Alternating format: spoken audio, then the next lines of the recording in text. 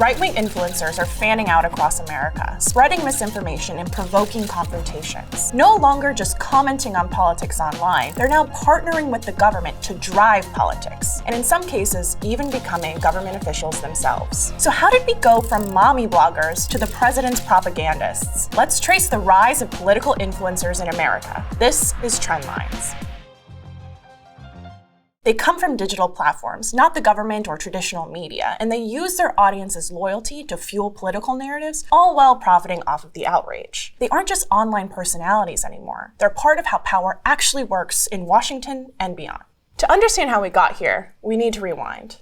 Let's go to the timeline. Long before social media, a few Americans were already shaping politics by going around institutions and speaking straight to the public. Possibly the first political influencer in American history is Thomas Paine, whose 1776 pamphlet Common Sense goes viral by 18th century standards and pushes public opinion toward independence from Britain. In 1831, abolitionist William Lloyd Garrison prints his own newspaper. No party, no publisher, and no compromising. His writing helps radicalize the abolitionist movement and forces slavery into the national conversation. In the 1930s, there's Father Charles Coughlin, a Catholic priest with a radio show pulling in tens of millions. He starts out populist and anti-Wall Street, then slides hard into right-wing anti-Semitic politics. God hates the hypocrite! No party affiliation, just big personality and anger, which feels very familiar. Let's fast forward to 1988. Laying the blueprint for today's political podcasters, Rush Limbaugh goes national, pulling in millions of radio listeners and ad dollars by attacking liberals and mocking the press. His formula works, spawning an entire right-wing AM radio ecosystem. Obama and the Democrats. Is that not sick? In August of 1999, LiveJournal and Blogger make online publishing user-friendly and dramatically lower the barrier to getting your personal ramblings out to the world. A few writers do start building real, repeat audiences, especially in niche topics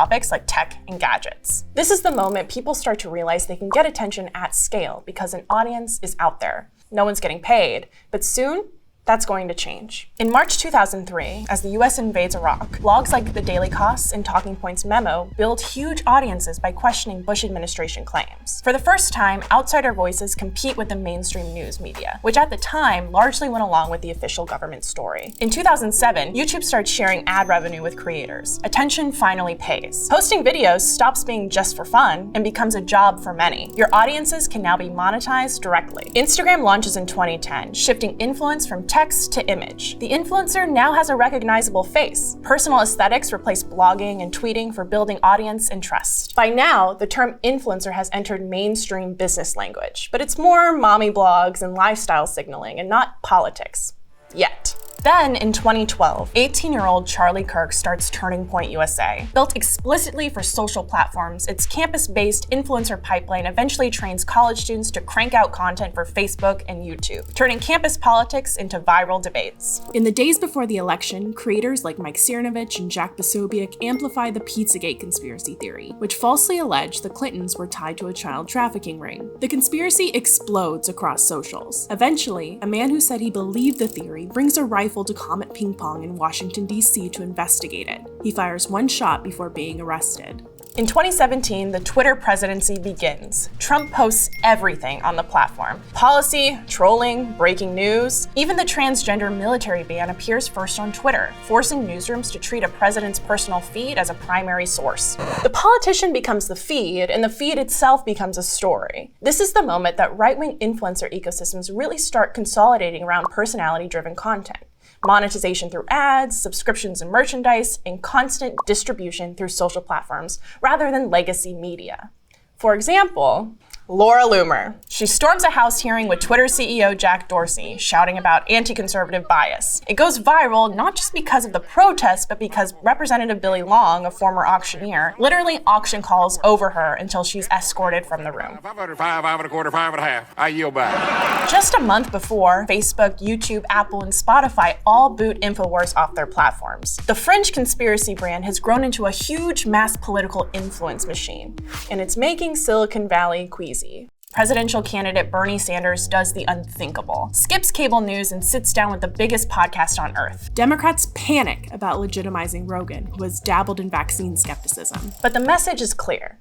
podcasts are powerful enough to scare the party establishment. In March of 2020, COVID hits and campaigns move fully online. Biden, a classic retail politician, loses his advantage. So his team scrambles to adapt to the new reality where shaking hands and kissing babies is no longer a thing. By the way, who remembers Biden's Animal Crossing island? During his 16-hour Twitch marathon on election night, progressive streamer Hassan Piker peaked at about 230,000 viewers, hinting at a shift in the way younger generations consume political news. In late 2020, influencers pushed disproven claims that the election was stolen. So why do fraud narratives spread so easily in creator ecosystems? Maybe it's because influencers feel authentic. They speak directly to loyal audiences who trust them more than traditional media. And that momentum carries us straight into January 6th. Right-wing creators like Baked Alaska livestreamed themselves breaching the Capitol in real time. The insurrection unfolded through social feeds before news networks caught up.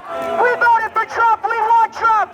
We want Trump! In early 2021, the Biden administration revamps the Office of Digital Strategy and starts briefing influencers directly, coordinating creator campaigns to promote domestic policy initiatives like vaccines and student debt relief. This is the first formal integration of influencers into the White House infrastructure. While Democrats quietly connected with creators, the right was packing a stadium show. In December, Turning Point's America Fest, a 4-day conservative conference, complete with pyrotechnics and sponsorships. Right-wing influencers like Charlie Kirk are entertainment products. This is the moment the GOP eclipses the Democrats when it comes to influencers.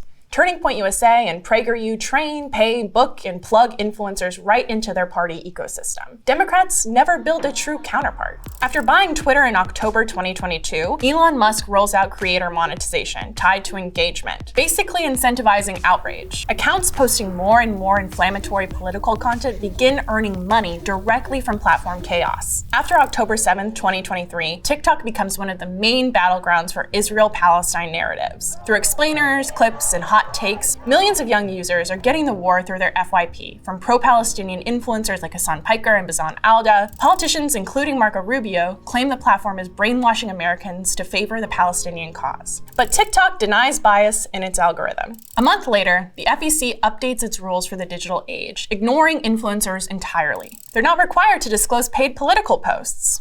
So heading into an election year, it's basically the Wild West. On September 4th, 2024, the DOJ alleges Russian operatives secretly funded a Tennessee-based media company to push pro-Kremlin messaging about Ukraine. Reporting by Reuters and others identified the outlet as Tenet Media, which allegedly paid creators, including Tim Pool, Dave Rubin, and Benny Johnson, who say they didn't know the funding traced back to Russia. The following month, Trump hosts the Nelk Boys for an episode of their podcast on Trump Force One, Donald's private jet. This was orchestrated by advisor Alex Brusewitz, political consultant and top advisor to Trump, widely credited as the architect of the campaign's podcast strategy. And just days later, Trump goes on Rogan, and Kamala Harris doesn't. It's the biggest podcast in the country. Millions listen in, mostly young men, and nothing was fact-checked.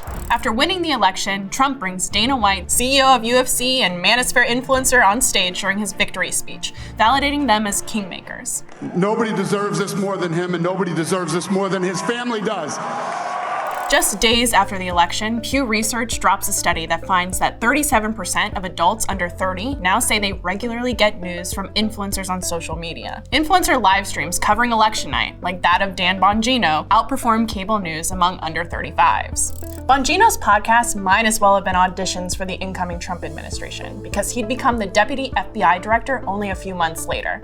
Chorus, the closest attempt at a Turning Point-style operation by the Democrats, emerges right after the 2024 election and is torn to shreds when it's reported creators are being paid without disclosure. The difference here is cultural. On the left, undisclosed influence is disqualifying. On the right, it's no big deal. Meta announces that it will end its third-party fact-checking program on Facebook, Instagram, and Threads in the United States. If you recall, during Trump's first term, Meta poured millions into fact-checking and got dragged non-stop by claims of anti-conservative bias. So they cut their losses, angering Democrats while currying favor with the GOP. In March of 2025, Homeland Security Secretary Kristi Noem cosplays as an influencer and films inside El Salvador's CCOT prison. With cinematic shots, direct-to-camera messaging, she delivers policy for the feed rather than the press. You come to our country illegally. This is one of the consequences you could face. But this is a feature, not a bug, for the content-obsessed Trump administration. Trump's entire cabinet is filled with podcasters and former cable TV hosts. Secretary of Defense Pete Hegseth introduces strict new limitations on Pentagon press access, leading to the removal of the traditional Pentagon press corps, like the Washington Post and Bloomberg. They're replaced by new hand-picked and mostly politically aligned influencers, who now solely cover the Pentagon. Influencer Nick Sorter films at Portland ICE facility protests. Things escalate when he is allegedly assaulted by protesters and subsequently arrested by Portland police on a charge of second-degree disorderly conduct. The charges were later dropped. The Trump administration uses Nick Sorter's footage to justify sending National Guard members to the ICE facility in Portland. Plans to bring in additional Guard units are halted the same day by an emergency court order. Influencer Nick Shirley posts viral videos alleging Somali daycare fraud in Minnesota. The videos are boosted by Elon Musk and JD Vance on social media and cited by the Trump administration to justify the subsequent surge of ICE raids in the state. A few days into 2026, Venezuelan President Nicolas Maduro is scooped up by the military and flown out of the country. With the Pentagon press corps sidelined, influencers rush in to break the news and shape the story in real time. Instead of focusing on the operation or its global fallout, people like Turning Point USA's Monica Page focuses on an old 2020 Joe Biden tweet that said Trump admires thugs and dictators. In January, Benny Johnson arrives in California, followed by Nick Shirley. Once again, Shirley claims to be investigating Somali-run childcare centers in California. See the pattern?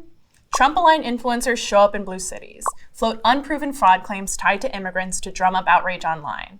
Then Trump floods the area with ICE. As one senior White House official told Wired, California and New York are next.